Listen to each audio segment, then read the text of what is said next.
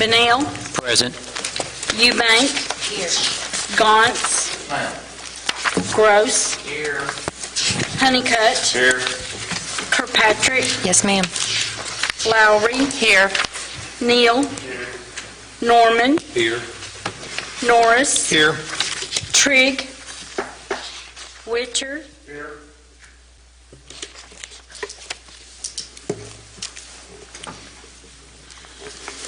You have the minutes before you of the April 8th meeting. Do I hear any changes or deletions?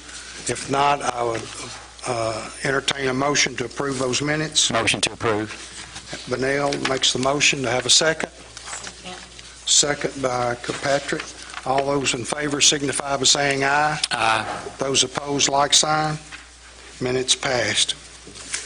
First order of business is a municipal order appointing Libby Pruitt Short to the Electric Plant Board. City of Glasgow Municipal Order Number blank, on order of the mayor, Libby Pruitt Short is hereby appointed to the Electric Plant Board to fill the 4-year unexpired term of Mark Biggers expiring January 31st, 2023, and is subject to the approval of the Glasgow City Council this 22nd day of April 2019. Harold Armstrong, Mayor. Mona Simmons, City Clerk. Do I have a motion to approve this municipal order? Eubank makes a motion. Do I have a second? Second. Have a second by Kirkpatrick. All those in favor? Mayor Armstrong, please. Before we take a vote on this, may I speak? Go ahead. Thank you, Mayor Armstrong. To my fellow council members, I'm going to vote in favor tonight, Mrs. Short, for this position. The Glasgow Electric Plant Board is at a critical position right now. Leadership is a must.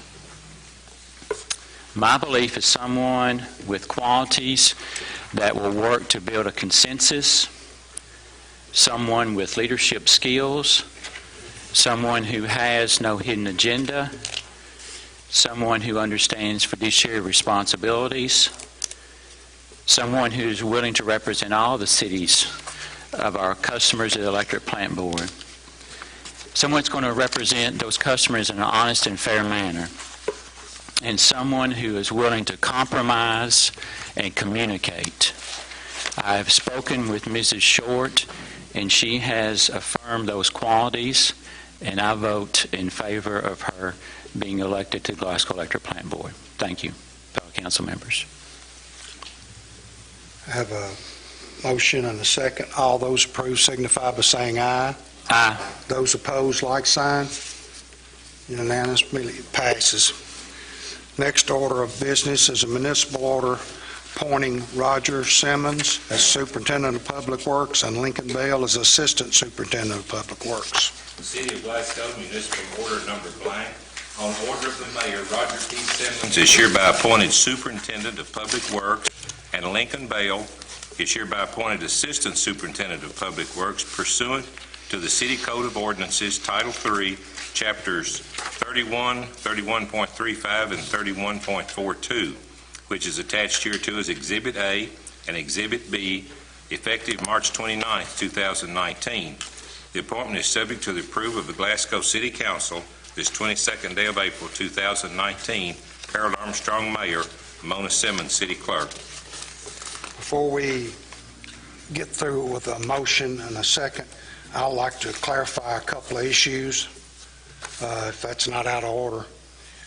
You have included in this packet the exhibits of the city official, the information as far as to what that each one of these positions are considered as their job titles, as well as the superintendent has relatives that work within the city of Glasgow, for the city of Glasgow. We called and checked with KLC, and they gave us their opinion that because of being a small town, you were going to have employees that had family members also employees.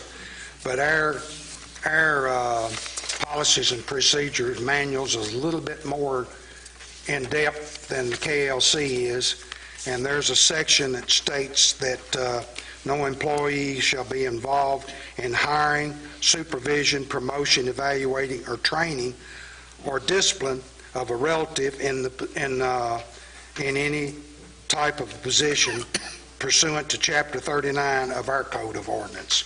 So because of that, those two other employees have been extracted from the supervision of the superintendent. One of them would come under the foreman and then to the assistant superintendent if necessary. The other one would be directly under the assistant superintendent. However, the superintendent that's proposed tonight has recused himself from any supervision, disciplinary, or training for Jimmy Douglas and Sean Simmons. The assistant superintendent will handle all of that and will be approved through the mayor. So that will clarify that there's no violation of our city ordinance, and if anybody wants any more clarification, I'll be glad to let them look at this. If being none, Mayor Armstrong, I have a couple of questions here, Mayor Armstrong.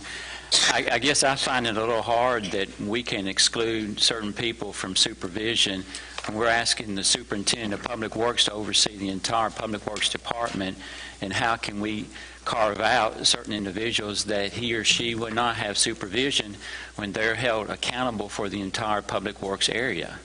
well, because these two positions both come under the assistant superintendent before it gets to the superintendent. Right. One of the assistant superintendent had a question regarding one of the individuals and brought that forward to the superintendent.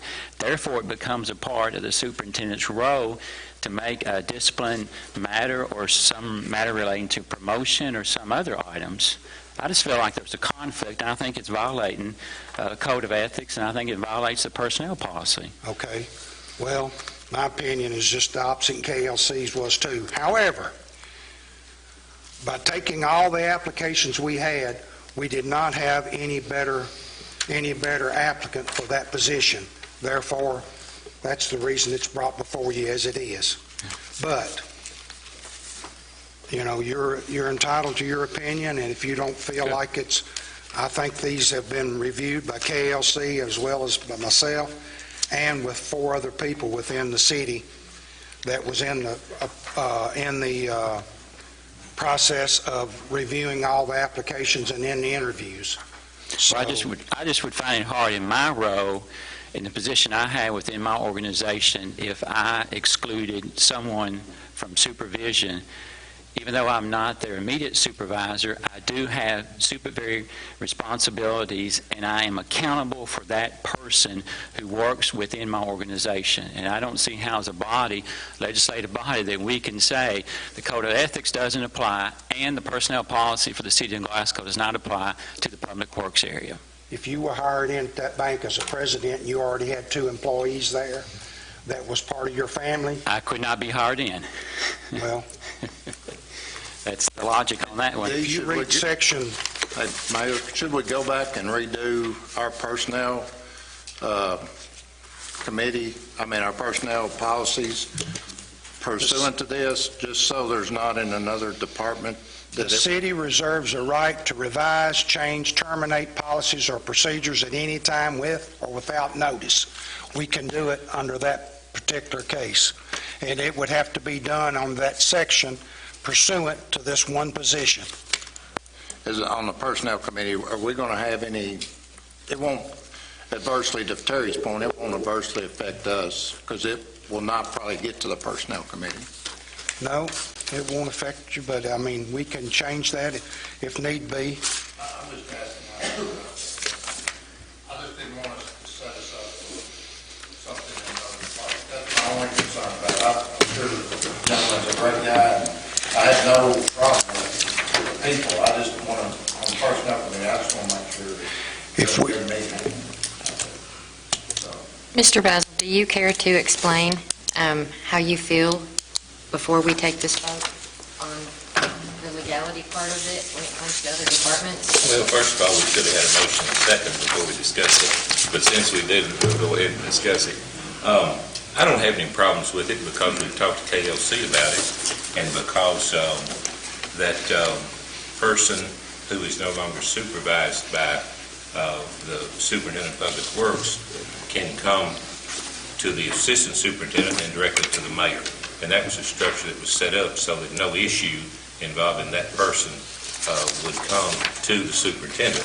He would come to the assistant and then to the mayor, and he would be the one that would make the decision that the superintendent would normally make. I don't have any problems with that. Kentucky League of Cities didn't seem to have any problems with it. Our ordinance is a little bit more restrictive than what state law is, and it wouldn't have been an issue at all under state law, given that we're a small town, because in smaller towns, sometimes to find qualified people, you have people within the same family that end up working in jobs that are, in some sense of the way, connected.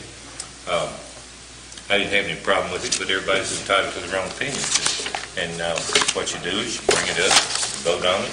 If enough feel that way, it'll be voted down, and he won't be hired.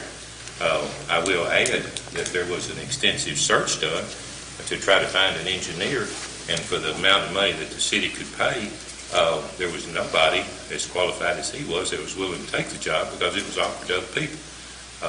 And I'm sure he's aware of that.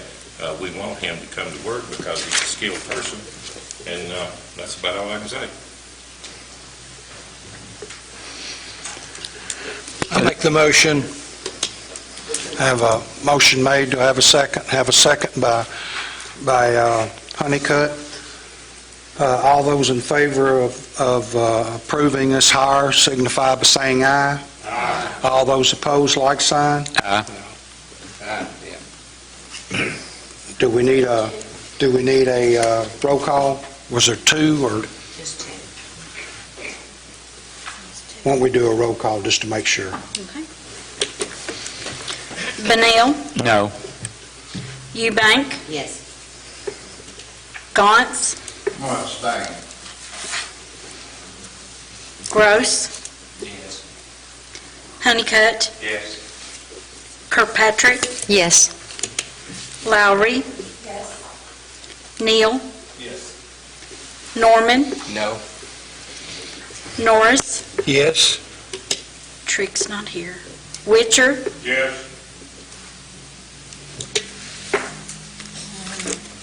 one abstain, 2 no,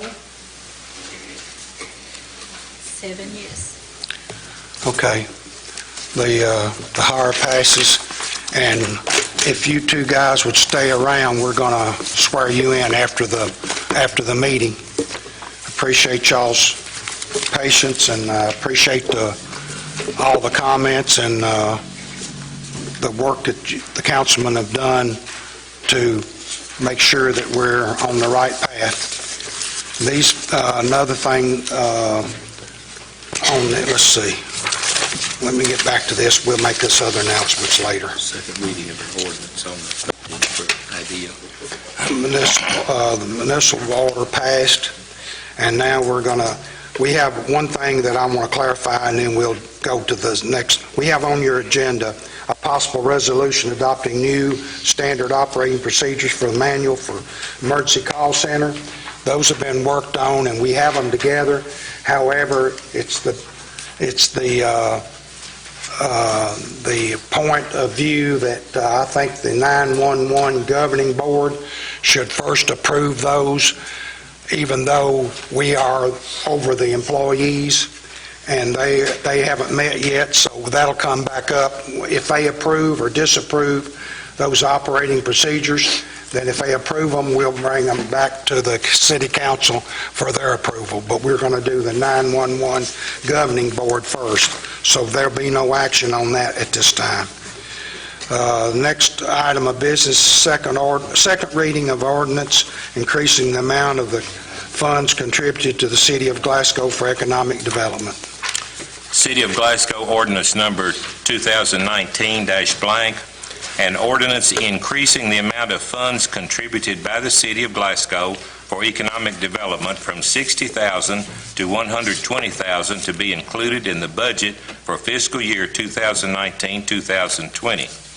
Whereas the Barron Fiscal Court has changed their allocation of funding for economic development from $60,000 to $120,000 and designated that said funds shall be used to attract economic development jobs to this area, and whereas the City of Glasgow has always worked with the county government to attract economic development and has contributed similar amounts of funding in the past, and whereas the Barron Fiscal Court has expressed a desire that the collective funds contributed by the county and city be administered pursuant to an interlocal agreement whereby said funds will be applied directly to economic development in Glasgow and Barron County. Now therefore be it hereby ordained by the City of Glasgow as follows.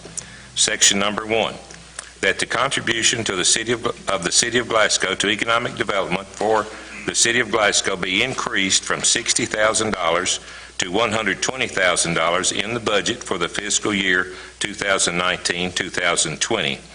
Section 2, that the mayor is hereby authorized and directed to negotiate an interlocal agreement with the Barron Fiscal Court for administration and usage of said funds for economic development purposes, which includes salaries and advertising. The interlocal agreement shall be approved by the Glasgow City Council prior to transfer of funds to the account to be used for economic development. The mayor is authorized to transfer $60,000 to IDEA for fiscal year 2019-2020. Section 3. This ordinance shall take effect and be enforced from and after its date of passage, approval, and publication as required by law. Harold Armstrong, Mayor. Mona Simmons, City Clerk. Do I have a motion to approve this ordinance? Motion. Have a motion by Witcher and a second by Benel. All those in favor signify by saying aye. No, Aye. excuse me, roll call vote. I'm sorry. Benel, Yes. Eubank, Yes. Gauntz, Yes, ma'am. Gross, Yes. Honeycutt, Yes. Kirkpatrick, Yes. Lowry, Yes. Neal, Norman, Yes. Norris, Yes. Witcher. Yes. Second reading passes. As a point of information for this ordinance, it's stated in here that we shall develop an interlocal agreement. What we have done is this has been redrafted. The only changes in the existing interlocal agreement are as follows. The one that's in effect now, the interlocal agreement calls for 7 members, which is 6, 3 are appointed by the mayor of Glasgow, 3 appointed by the county, and 1 is appointed by the Cave City mayor. What has been done, only changes in this complete document, is that the mayor of Cave City will now be a voting member, and he'll also have a nomination for a member. So that'll give Cave City 2. The cities 3 will be divided up as the mayor having 1 vote, and 2 will be nominated by the city. The county judge will have a vote, and he will only have 2 nominations. Instead of us having 3 nominations, 1 of those will go to the mayor as a vote, and 1 will go to the county as a vote. Other than that, this document, interlocal agreement, has not changed. It's word for word. And the county judge has a copy of this to be presented, and the mayor of Cave City has one, and there's also, which did appear in the other one, the city of Park City is a non-voting member of that board. But I think this should be brought up before the council and everybody have a copy before we vote on it. But those are the only changes that we have, and we will have that document in front of you at the next meeting for your approval or disapproval. Hey, Mayor, just what if there's a tie? What happens? If there was 7, now there's 8, it could be a 4-4. What happens in that regard? If, I think by Robert's Rules of Order, if there's a tie, it automatically fails.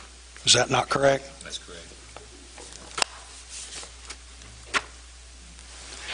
And at first, we were going to leave it at 7 and just take 1 and judge, but the Cave City mayor felt like that he would like to have the mayor of Cave City have a vote as well as his nominee. That's the reason it's at 8. We could go to 9, but if we go to 9, that's going to cause a whole lot of problems. So that's the reason it's set up like that. And I'd say if it's a tie, 4-4, then it doesn't deserve to pass. My opinion. And we'll have a copy for everybody by the next meeting. Take one reading, is that correct? I'll have to check, I don't know. I think it'll take one reading, but we'll have all of you, I just wanted to give you a heads up. It wasn't as big a changes as we thought it was going to be after getting together, so that'll come before you next meeting. We'll read it and then vote, or we'll read it? I think we'll read, there'll be one in everybody's packet before the next meeting, and if you have any questions, I have the old one here. You can call, or we'll sit down and go over it with each and every one of you, and then if that way you'll have a better understanding when it comes before us the next meeting. Mayor Armstrong, could I ask that when you send that copy out, that you'll send us out a red line copy so we can compare that back, please? So we can have what they will look like, so we can look to see what's been changed, instead of us coming in. That'll be fine. We'll take the old one, and there's one paragraph that makes those changes. I'll fix them, red light. Any other questions? If not, is there any other business? I have some announcements. I have an announcement when you come to other announcements, Mayor. I have another announcement when you finish there. Okay. I'll defer to you. Under the clarifications of an article in the paper about the funds for Twyman Park and Goen Park, those numbers were estimates, nothing but. We're in the process of writing specs for specifications that could be bid for both parks. And once we get those numbers will be distributed. But until then, we don't even have any bids out. We don't have any specifications that we can actually estimate the bids that are going to be, or what money we're going to have to get together to make arrangements to do those parks. But those will come to the council as soon as those are available, and then it will go to the public or to the newspaper. And I'm sure all of you are aware that the Easter egg hunt was canceled for last Saturday because of weather, but it is rescheduled for this coming Saturday. So anybody that wanted to go to that, make sure they know that it's the 27th. And then the next council meeting will be May the 13th here at 7 p.m. And any other announcements anybody has? Can I just ask a question about it? Because I'm on the Parks and Rec. Are we looking to budget that amount and see what we can get, or we have fixed projects we want to do and then see how much it costs? We're going to bid out those projects because we can't budget one of the parks or both the parks in 1 year. So what we'll do is we'll get the actual cost and then figure if we can get a low-interest loan, and we've got some grants in the process too that'll work. But I mean, have you got, like, I want to do a bathroom at each one and a playground? Do you have items that you're specing and then bidding, or do you have? And then we'll do part of the work ourselves. We're not looking at just patching some of the stuff. We're looking at making them better than new. And then when we get that figure, it's going to be astronomical.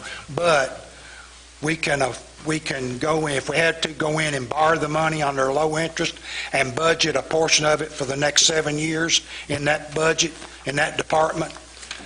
Or if we've got the money that we can basically borrow from ourselves without running us to a budget to where we cannot afford to pay back part of it yearly, we'll come before the Finance Committee, and after we come before the Recreation and Parks and Recreation Committee, then we'll come before the Finance Committee and figure out what's our best avenue of getting these things done. Councilman Benel, you have an announcement? I do. Each of the council members have a copy of the minutes from our first Strategic Planning Committee meeting last Monday night, April 15th. So that's there for your information, and remind everyone that our next meeting is April the 29th at 5:30 here in City Hall in the committee room. So remind you that next Monday evening, the 29th. Thank you. Thank you. I need to go If there's no other business, no other announcements, we're going to adjourn, and anybody wants to stay around, we're going to, You gonna swear him in? I'm going to swear in all three of them, but I've got to go down to the office and get my oath. I don't have it memorized. Make a motion to adjourn. Have a motion and a second? Second. If you'll be patient, give me about a minute and a half, I'll get the oath of office. Mayor.